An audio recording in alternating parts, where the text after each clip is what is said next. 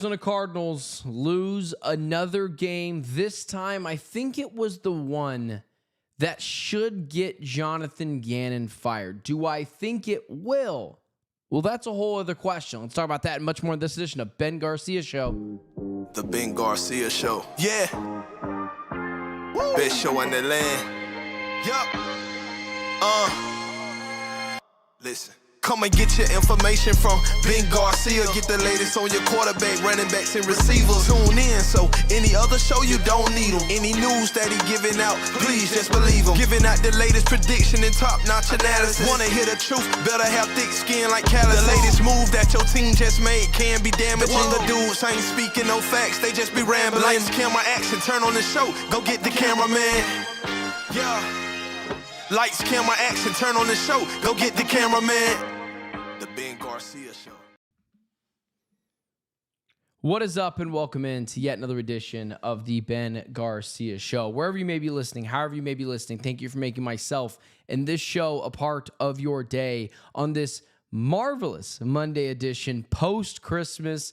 We are firmly in the limbo of no one knows what day it is until January eventually hits. The new year is around the corner. Have your New Year's resolutions ready that I'm sure everyone is going to stick to and not give up on 1 week into it. It was an insane weekend of sports. The Phoenix Suns won a couple of games. The Arizona Cardinals, Phoenix Suns won a couple of games. Eddie Johnson took some shots at me. We'll talk about that a little bit later. And the Arizona Cardinals, as well as fall once again to the Cincinnati Bengals. And what was, I thought, embarrassing fashion. So let's start right there. So the Phoenix Suns. So the Arizona Cardinals fall to the Cincinnati Bengals yesterday, and I think there's a fair discussion to be had on what was the most embarrassing, most abysmal loss of the season. And I've seen a lot of Cardinals fans talk about, well, the Tennessee Titans game was the most embarrassing, the most abysmal. I don't know if I would agree with that, because at that point, the Titans defense was kind of clicking at least a little bit better, and Cam Ward had a little bit of experience under him. Now, the way the Cardinals lost was embarrassing, but they should have won that game. There was no doubt in my mind that the better team in that game was the Cardinals. Just due to some mental blunders, they ended up losing that game. Now, there are other really good candidates. If a lot of you say the Titans game, I totally get it. You can point to that's when it all fell apart. I feel like I was the only person that said, in order to get the season back on track, to show everyone this is not acceptable, you need to fire Drew Petzing and you need to release Amari DiMercato. And people weren't upset with the first part of that. They were mostly upset with the second part of that because you didn't have a lot of running backs. And I told a lot of people, there's a multitude of Amari DiMercatos on the free agent chopping block. Maybe you should just go find one of them. But what I said was too mean, too harsh. And now the Arizona Cardinals, haven't won a game on Sunday since I think week 3, if I'm not mistaken. I think it's week 2. And it's been an abysmal performance ever since then. The Cardinals have won one game since that Tennessee Titans loss 15 weeks ago.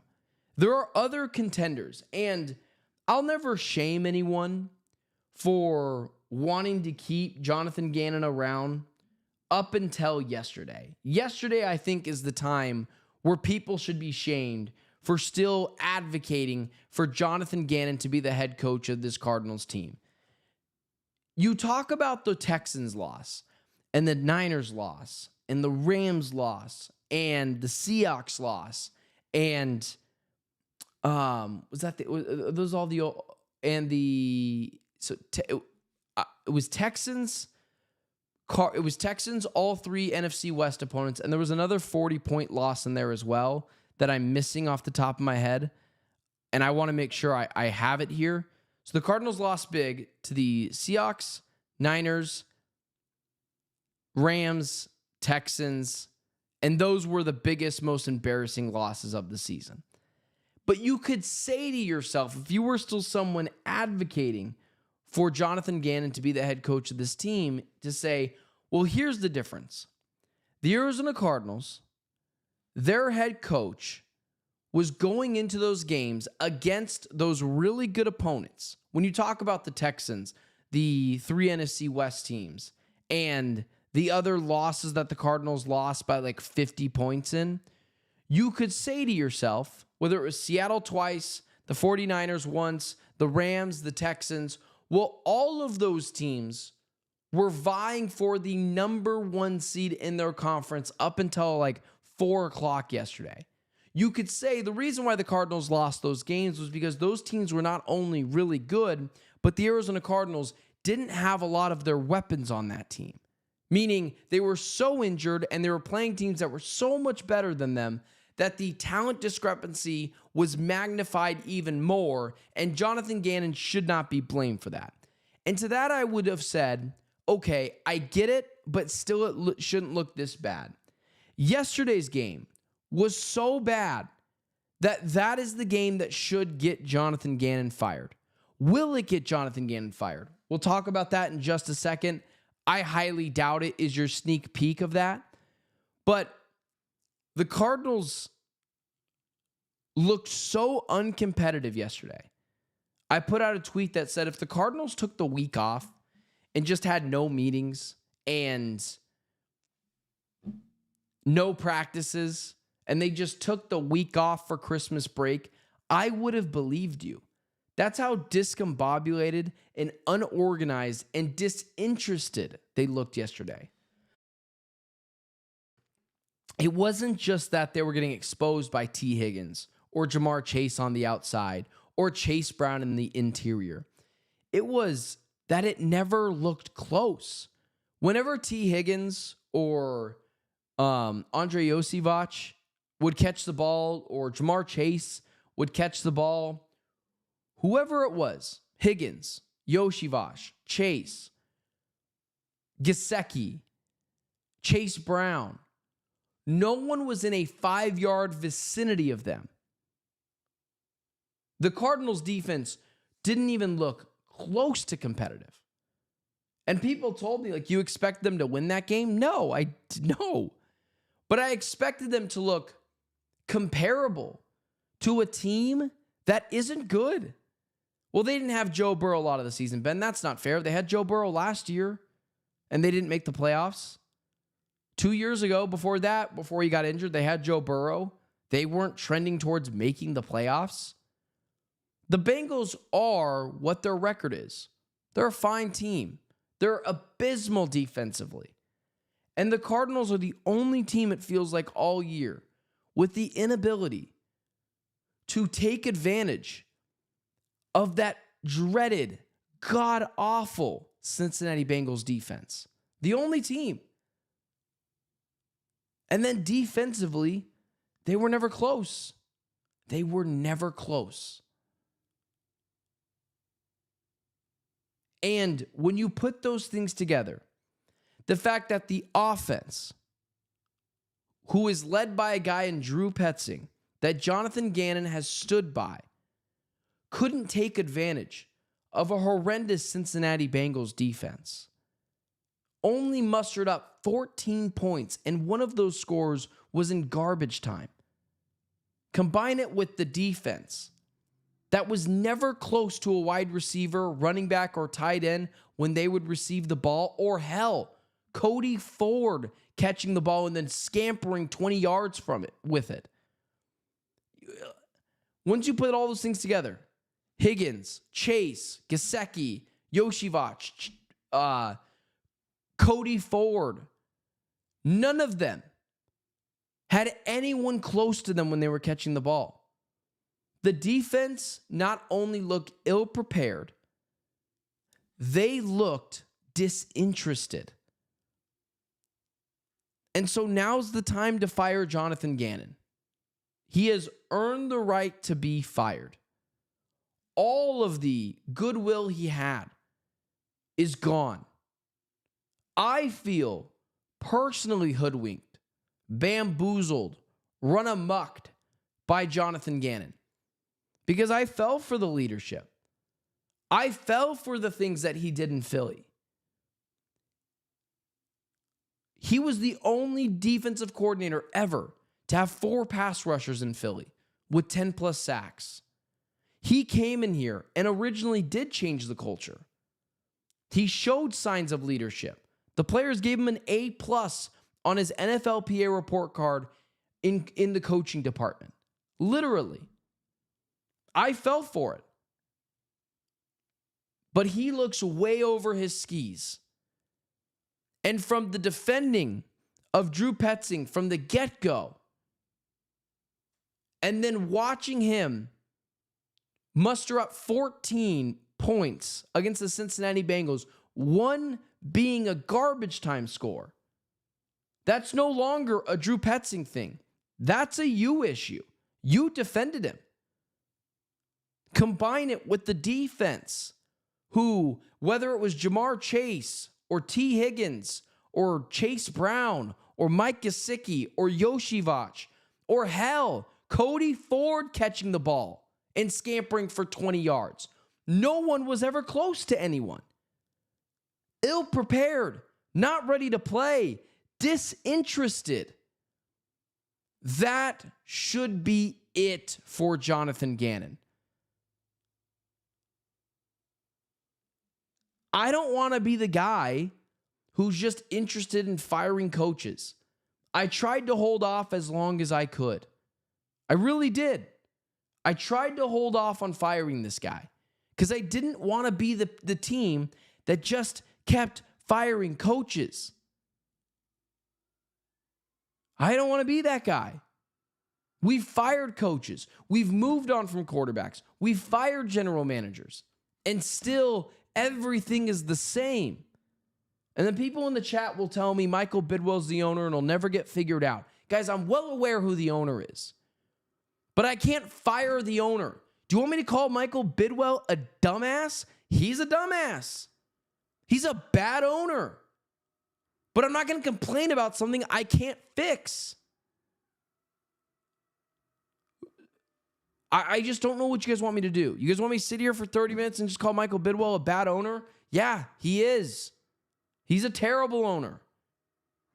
But I can't fix that.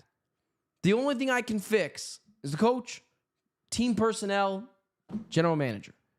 And I can't even fix that. I'm just a dude screaming in the microphone at 8 a.m. But this is unacceptable. And it's time for change again. Whatever the hell that means in Arizona. Cycling through more guys who this organization will just chew up and spit out too. Here's the other thing. Do I think that they're going to fire Jonathan Gannon? No. No. I don't think they are. Why do I say that? Because this organization never makes a good decision. And that's not me saying, that's not my fandom speaking and like, oh, I'm so hurt. We never have anything right. They haven't earned the right for me to tell you that they're going to make the right decision. They haven't. So what do you want me to say? That I just am now going to believe in Bidwell and he's going to make the right decision? No. He's got Jonathan Gannon on the hook for 2 more seasons, contract-wise. I think he's got Cliff Kingsbury on the books, I think, for another season after this. You think he wants to hire another head coach? Here's what I think is going to happen, and I've stood firm on this. I think they're going to fire every coordinator. Jeff Rodgers, Drew Petzing, Nick Rawlis, I think they're all gone. Kyler Murray will be gone, and they're going to serve that to you as some sweet dressing change. Some sweet dressing change to you. Like anything's going to be different. Here's what I would do if the Cardinals are going to keep Jonathan Gannon around, and I think they are. I would hire... So there's a report out that the New York Giants might not be sold on Jackson Dart. Now, this is comparing to what the Cardinals have right now. I would pick up the phone and see if the Giants would take a second-round pick for Jackson Dart. That's what Josh Rosen got traded for after being moved just 1 short year later.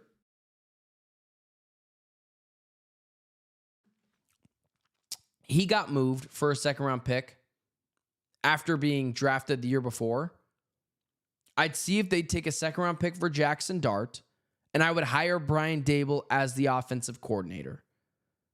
That's what the Giants told you. That was Brian Daboll's guy. And Jackson Dart has shown flashes. And with the Raiders getting the number 1 overall pick, you're probably not getting Fernando Mendoza, and you might not get Dante Moore either. And I'd rather what I've seen from Jackson Dart in the NFL than I would rather Ty Simpson in college football. Or whoever the third quarterback is coming out of this draft. I would hire Brian Daboll, who has shown capabilities of being a really good offensive coordinator with the Buffalo Bills and Josh Allen. He helped revolutionize Josh Allen's career, I believe. You bring him in, and you bring in Jackson Dart. Jonathan Gannon takes over play calling duties on the defensive side of the ball. Hopefully that helps with it a little bit. But if they're going to keep Gannon around, I think that's probably what you do. That's option 1. Bring in Brian Daboll, have him be your OC. I think there's some connection there between him and Monty Austinfort. See if they'll take a second-round pick for Jackson Dart. Pick the best right tackle in Spencer Fanu out of Utah in the draft. And see if that helps jumpstart your organization. Because we have seen quarterbacks go from one place, get moved on from, and go to the next, and it works out. Baker Mayfield, Sam Darnold, Daniel Jones. You give Jackson Dart his original offensive coordinator where he showed real promise in Brian Daboll. I think that's interesting. Is it the best route to go? Probably not. But it's interesting. I would also, if Jonathan Gannon gets fired, would rather Brian Daboll the head coach and Jackson Dart the quarterback. Really, I think I'd rather Clint Kubiak the best. But because of that connection with Dart, I think that's interesting as well. My guy Brian in the chat, Dart and Scat for a second round pick. It's so funny. Brian Abdul in the chat, Dart for a second. Ben has lost his mind. Josh Rosen was the 10th overall pick in the NFL draft and was traded for a second round pick the following year, a mid second round pick, I might add, the following year. And it took up until damn near the pick to trade him. So I don't think that that's Looney Tunes. Comparing Dart to Rosen is dumb. Okay. I don't think so. I don't think so at all. It's literally the only comparison to be made. Because no one has ever moved on from their first round quarterback the next year. Here's the other combination that I think is interesting. Here's option number 2. If the Arizona Cardinals keep Jonathan Gannon around. There was option 1. Here's option 2. Option 2 is you pray Shane Steichen gets fired. You hire him as your offensive coordinator. There's that clear connection between him and Jonathan Gannon from their time in Philly. Shane Steichen helped revolutionize Jalen Hurts' career. He was originally the coordinator I wanted to bring in as their head coach for Kyler Murray. Shane Steichen, I think, is a brilliant offensive mind who might get fired in Indianapolis because they might just need a change in leadership. Would it be a mistake to fire him? I think so. I think he's a really good head coach, and I think he would be even a better OC. I would bring Shane Steichen into the fold.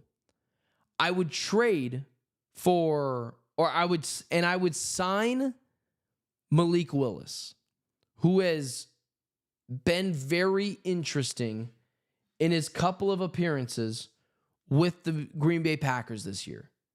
He's been really dynamic running the ball. He's been pretty accurate, and he's shown some signs of life to give you. And I think when you combine Malik Willis and his traits with the things that Shane Steichen has already brought out of Jalen Hurts and Daniel Jones, I think that is also a very interesting pairing for the Arizona Cardinals. Now you have to remember, these are options. These are not very great options, but I think they're the best ones for the Arizona Cardinals next year if they do retain Jonathan Gannon. Brian Dable, Jackson Dart, Shane Steichen, and Malik Willis. Because you could say to yourself, Malik Willis, big arm quarterback. He can also run the ball well. Shane Steichen helped make Jalen Hurts an MVP level candidate, and he helped Daniel Jones change the trajectory of his career in just half a season. So those are the two things that I look at and say, those are interesting. Those are interesting. And I don't think if you bring back Gannon next year, you could run out Jacoby Brissett as the starting quarterback for the rest of the season. We've seen it, been there, done that.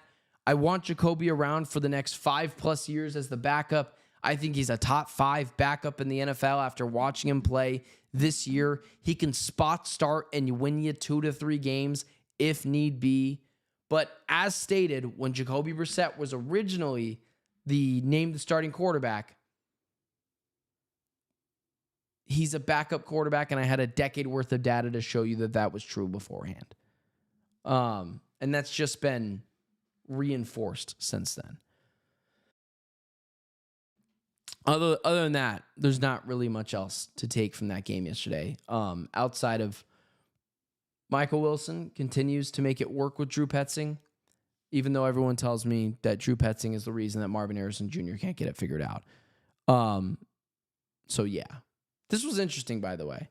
I really thought that is something that could happen for the Cardinals, but we'll see.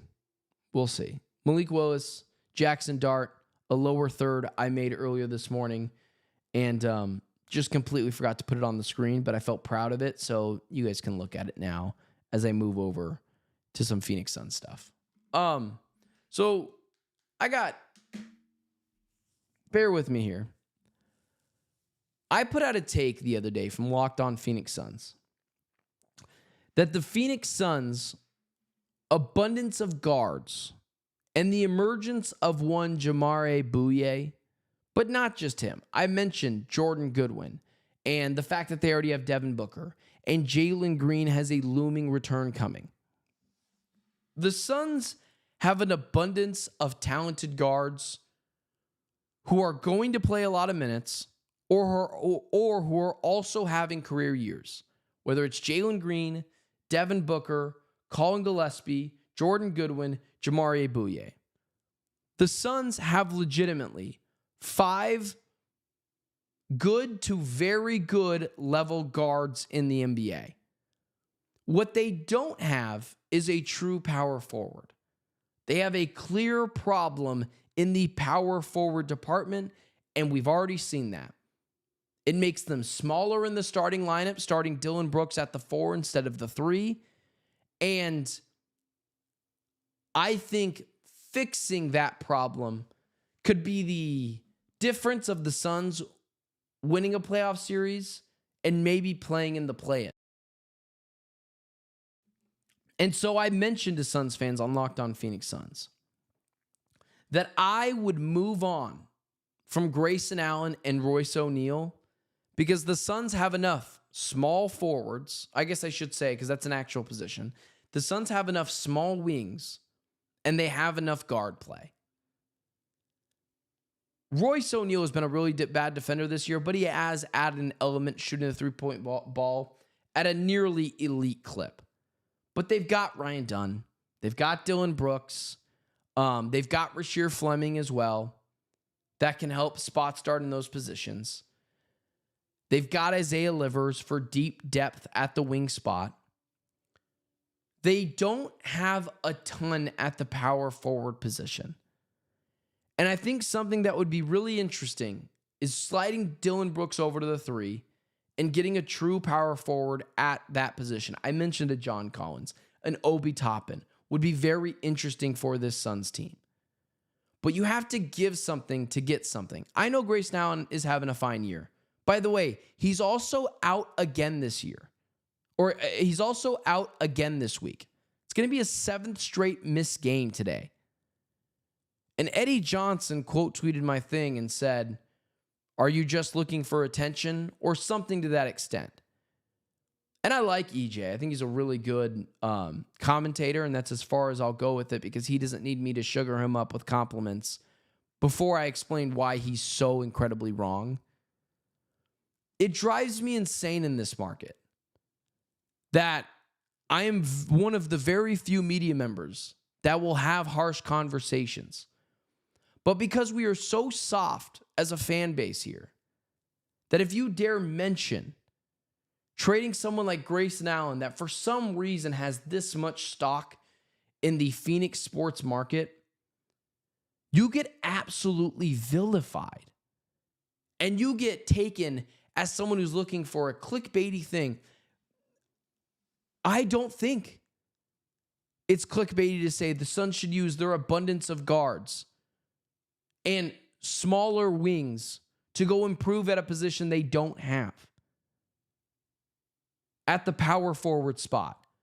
We'll trade Nick Richards, trade Royce O'Neal. That doesn't get you enough.